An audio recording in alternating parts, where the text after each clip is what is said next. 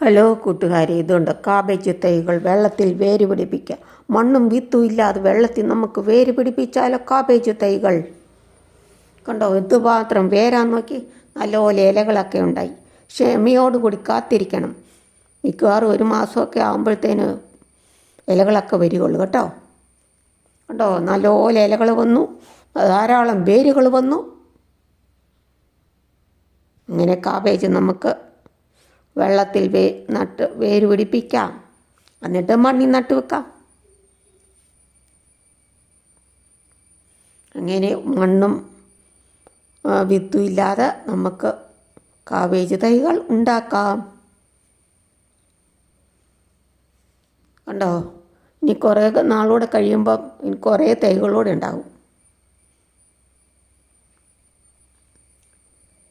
ഇങ്ങനെ നമുക്ക് ഉണ്ടാക്കാം കൂട്ടുകാരെ.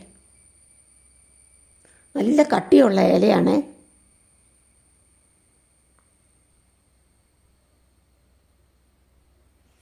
വീഡിയോ കണ്ട് ഞാൻ പരീക്ഷിച്ചാണ്. ഇങ്ങനെ ഒത്തിരി വീഡിയോ ഇടുന്ന കാണാം, യൂട്യൂബിൽ വീഡിയോ കാണാം, അതുകൊണ്ട് ഞാൻ ഒന്ന് നോക്കിയതാണ്. കണ്ടോ ഇത്രമാത്രം വേരുകളാണ്. വെള്ളം ദിവസവും മാറണം കേട്ടോ, അപ്പം പെട്ടെന്ന് നല്ലപോലെ ഗ്രോ ചെയ്യും, പെട്ടെന്ന് വളരും. വെള്ളം മാറാതിരുന്നായില്ലേ ഒരു മണം വരും.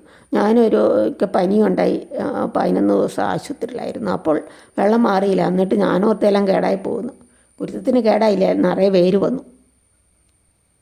കണ്ടോ പൊക്കി നോക്കിയപ്പം കണ്ടോ നിറയെ വേര്. മുട്ടിയില്ല എന്ന് പറഞ്ഞ പോലെ വെള്ളത്തിൽ മുട്ടി നിർത്തിയാൽ മതിയേ. കണ്ടോ മുട്ടിയില്ല എന്ന് പറയുന്ന പോലെ. അധികം മുങ്ങിപ്പോക്കുകയും ചെയ്യരുത്, വെള്ളം താന്നു പോകരുത്. കണ്ടോ ഇങ്ങനെ ചെറിയ ഒരെണ്ണമാണ് ഞാൻ എടുത്തത്.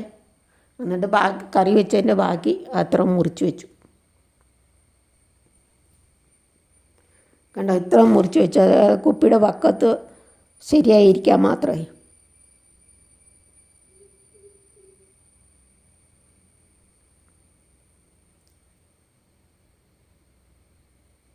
കണ്ടോ വെള്ളത്തിൽ മുട്ടിയില്ല എന്ന് പറഞ്ഞ പോലെ ഇരിക്കണം.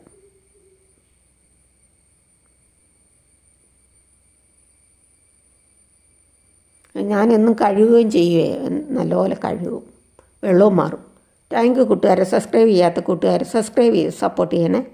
നിങ്ങളെങ്ങനെയൊന്ന് പരിശ്രമിച്ച് നോക്കുവിൻ.